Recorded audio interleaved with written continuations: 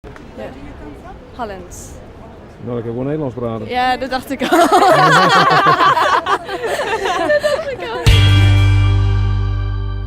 But what do you think of the capital of culture? Is it nice? The crisis we are living now is not to spend so much money in that kind of things. That's what I really think. So much people that don't have even to eat or to... No, I don't like that part of the culture of this year.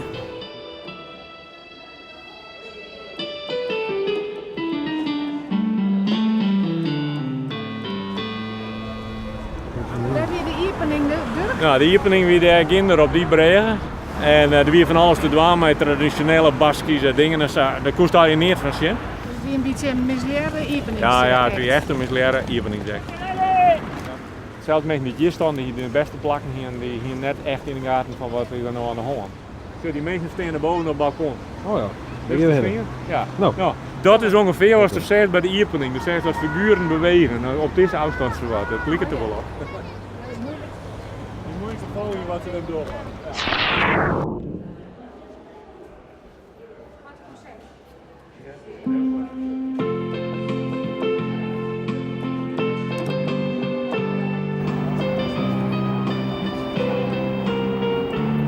Nou, dan gaan we met de lift.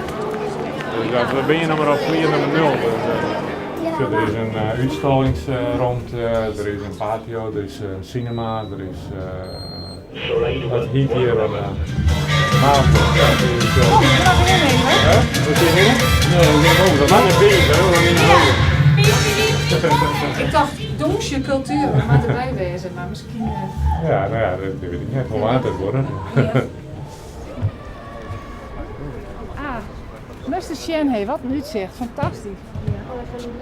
Maar goed, ik heb de Cedus zien, Coursal, het theater, de Kester Maria Christina, het hotel zien, Urgul, de berg, Igeldo, de Orenberg, kathedraal.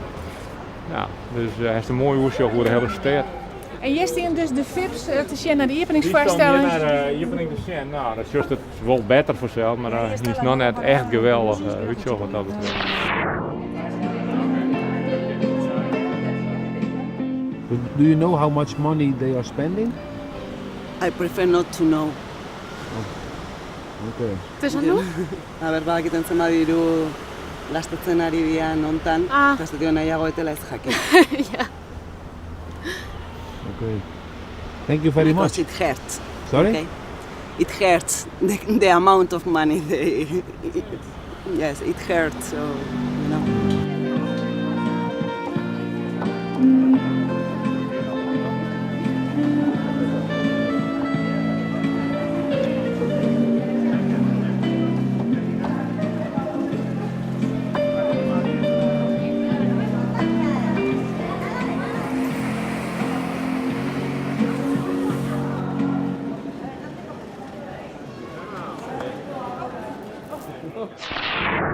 Leuke jonas naar deze laatste vlog uit Donosti.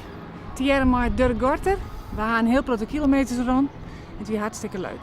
En als dat ik leuk vond, dan even toen kom heen. Ja, wie ben helemaal kapot dan. Ja.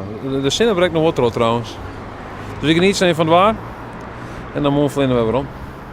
Dus tot de volgende keer. Jullie het.